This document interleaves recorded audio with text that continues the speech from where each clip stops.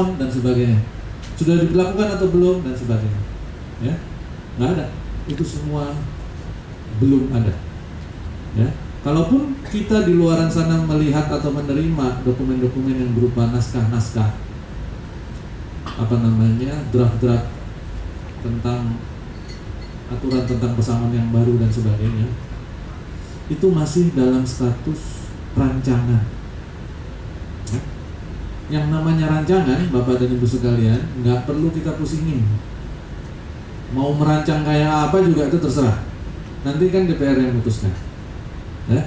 Pada saat itu sudah diundangkan dalam lembaran negara, saat itulah baru menjadi hukum positif. Saat itulah baru kita perlu benar-benar pelajari.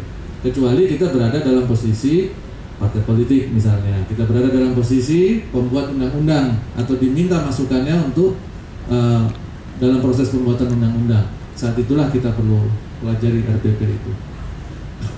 Makanya saya selama ini sejak itu isu-isu perubahan pesangon, perubahan Undang-Undang 13 itu ada sekitar 5 tahunan lalu ya Pak. 5 tahunan lalu saya nggak pernah peduli tentang RPP itu.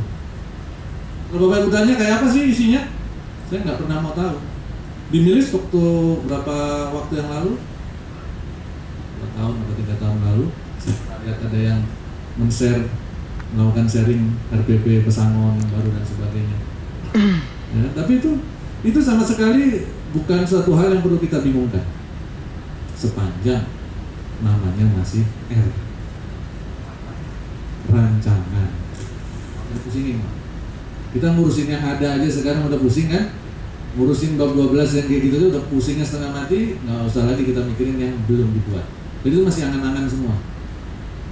Karena itu terus ditentang oleh pihak serikat. Buktinya sampai hari ini setelah 5 tahun pengusaha terus berjuang segala macam, tetap kok sampai hari ini nggak berubah tuh Undang-Undang 13. Ya. Karena beberapa pada saat si pengusaha meminta terjadinya perubahan dalam angka-angka pesangon, kompensasi PHK, saat yang sama si serikat meminta beberapa perubahan di hal-hal yang akan memberatkan perusahaan. Nah, akhirnya jadi bingung kan? Ini mau maju lagi apa enggak sebenarnya? Ya, itu cerita